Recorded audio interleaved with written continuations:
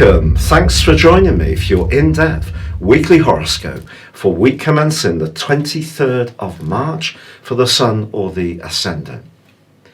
Can I ask you a big favour, please? If you've yet to subscribe to my channel, I'd be honoured if you did so now, but also very grateful. Because I was poorly for 5 years, I have got behind a little bit. So the more signals that YouTube gets in terms of my subscribers, the more my videos will be shared. So if you can help me with this, I'd be really, really pleased. This week begins in such a dramatic fashion. At 9:28 on Monday in London, we have a new moon in Aries.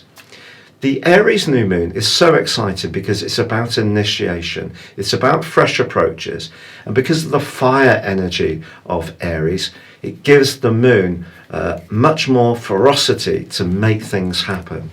So this is really impressive, but also it does embrace the new moon, Chiron, the wounded healer, the comet, which is really quite symbolic if we think what the world is dealing with at this time. Because the energy of the new moon can invigorate the energy of Chiron to try to help us to find ways that we can fight back against the COVID-19 virus. Now that may mean that we all have to adapt and change our personal approaches, but there are going to be some collective things we may need to do as well.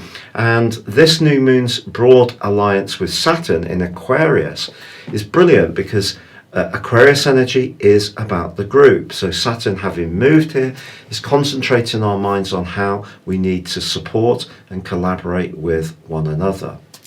However, there is a more testing angle to this new moon, which comes in the guise of the North Node. That notional point, which is very much to do with the emotional direction of travel that we're currently in the sign of Cancer through to the 4th of May. And it's possible that if we do set our intent on this new moon to achieve something positive, it's important that we're not out of sync with our own instincts and emotional needs. So starting something new, we just need to be mindful of our environment and how it feels. Talking of how it feels, if you are meeting someone for a first date, the first half of this week could really be quite seminal because Neptune and Venus forge a quite beautiful link.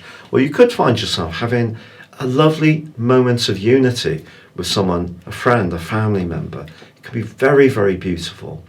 But then in the second half of this week, Venus forges an absolutely wonderful angle to Mars, Jupiter and Pluto. And this can transform all our approaches to relating in quite an interesting way. Because of course, Venus is in the sign of Taurus, which can be about more material instincts. It can be about more sensual matters. So it's all very earthy, this. So if we are attracted to a new approach or a new person, it may be that they're going to bring something into our world which is more substantive. That sounds really good. However, a more challenging influence this week is the square between Saturn, newly arrived in Aquarius, and Uranus in the sign of Taurus. Because both of these are the co-rulers of Aquarius, they're very much about innovation, but in different ways. Saturn gives us the courage to change the structures which are more traditional, bit by bit, whereas Uranus is much more the rebel. So because they're both in fixed signs, there may be things that we do need to change and adapt that we could find ourselves resisting, and that can create some tensions. Just be mindful of that. But as this week draws to a close, Mercury in the sign of Pisces finally emerges from shadow. So where the retrograde first began on the 16th of February, if we go back before then, and where Mercury first went into shadow in the sign of Pisces on the 3rd of February, I think that you're going to find that things do speed up in all sorts of ways, and that's going to be very pleasing for us all. Your specific forecast, Pisces, suggests that this can be a great week to really appreciate the personal qualities you have. Your self-worth can get a big boost from the new moon and its conjunction with Chiron, the wounded healer. But these two are squaring with the North Node. So it's possible that in order to feel better about yourself, you're not getting so caught up in other people's view of fashion and presentation and weight and these kind of things. So concentrate on what you've got. That's going to be the smart thing to do.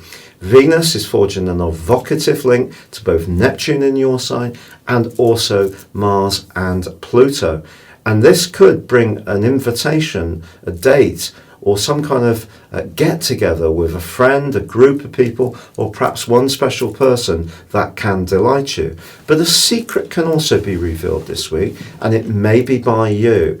If there is something that you've been holding tightly to your chest and you do decide to fess up, just be aware that this may be a big surprise to the person who hears, or perhaps it could have implications if you are rather blunt or frank. It's been a real pleasure being with you. Thank you so much for having watched your weekly video. As I said before, I'd be so grateful for those subs, likes or comments. And also, if you'd like to subscribe to my monthly astrology magazine and regular mail outs, please click the link below. You can also get your free daily horoscope in so doing, or you can order your 12-month personal horoscope based on your time, date and place of birth. And you get your character analysis with this in a deal where you get 30% off. Or you can choose to have a one-to-one with me personally. Thank you so much.